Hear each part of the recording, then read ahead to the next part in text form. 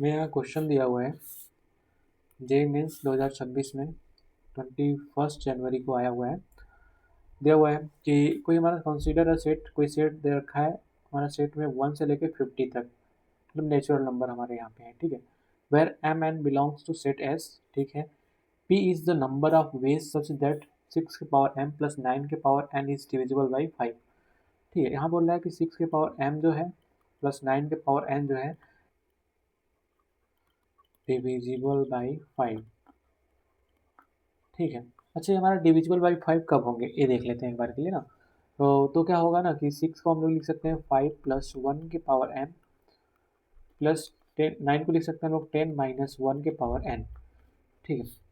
तो जब हम लोग इसका एक्सपेंशन करेंगे तो 5C0 5 के पावर एम आएगा प्लस 5C1 5 के पावर एम माइनस 1 आएगा। इस तरह से आते जाएगा, लास्ट में देखा जाएगा तो समथिंग लास्ट में हमारा 1 आ जाएगा, 1 हमारा इसका रिमाइंडर आ जाएगा, है ना, ठीक है। अगला यहाँ पे अगर इसको हम लोग एक्सपेंड करेंगे तो ये समथिंग देखो 10i माइनस माइनस 1 कब मिलेगा, जब हमारा एन ऑड रहेगा, ठीक है। बाइनोमियल के थ्रू हम लोग एक्सपेंड करेंगे, जब एन हमारा ऑड रहेगा तो लास्ट टाइम हमारा -1 मिलेगा, और 10i प्लस 1 मिलेगा जब हमारा एन क्या होगा, इवन नंबर होगा, ठीक है। तो अच्छा, हमें ओवरऑल को क्या होना है, 5 से डिविजिबल होना है, तो हमको एन क्या लेना पड़ेगा, एन हमारा यहाँ पे ऑड लेना पड़ेगा। ऐसा क्यों करना पड़ेगा, क्योंकि यहाँ 1 रिमाइंडर मिल रहा है तो यहाँ -1 रिमाइंडर मिलेगा, जो कि कैंसिल होकर 0 हो जाएगा, ओवरऑल हमारा 5 से डिवाइड हो जाएगा।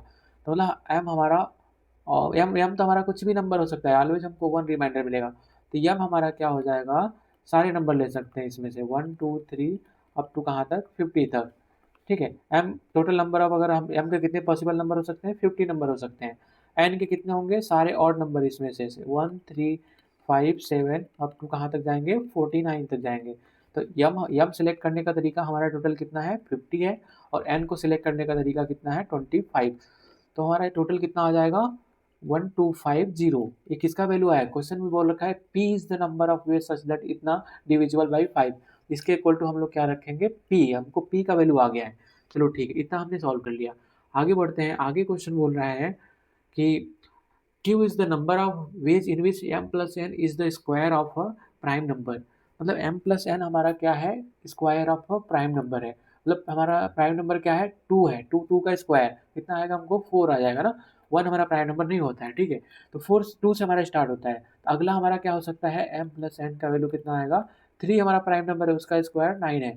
अगला हमारा m प्लस n, अगला हमारा क्या आएगा, 5 का, अगला 5 प्राइम नंबर आएगा, उसका 25 आ जाएगा। इसी तरह से अगला क्या आएगा, 49 आ जाएगा। अगला आ सकता है क्या, देखो अगला हमारा 11 है, 121। यम और एन का हमारा इतनी पॉसिबल वैल्यूज है, कभी भी इसका सम अगर मैक्सिमम भी हम लोग उठा लें तो भी हमारा 121 पॉसिबल नहीं है, तो मतलब इतने सारे ही आएंगे ना। तो यम और एन को हम लोग कितने तरीके से सेलेक्ट कर सकते हैं, चलो ऐसा हम लोग पैटर्न हम लोग कहाँ सीखे थे, बेगर्स मेथड का जब पढ़ रहे थे नंबर ऑफ इंटीग्रल सोल्यूशन में, तो वहाँ पे हमने देखा था।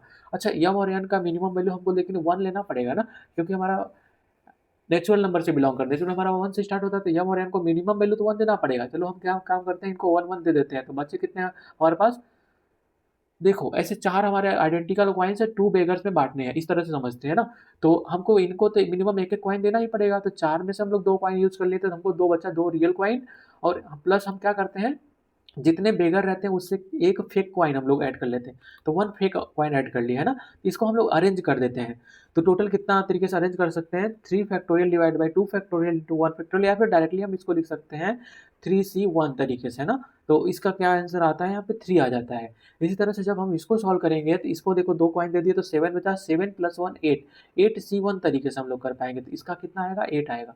सेम इसी तरह से इसका कितना आएगा, 23 प्लस 1 24C1 आएगा, जो कि वैल्यू आएगा 24।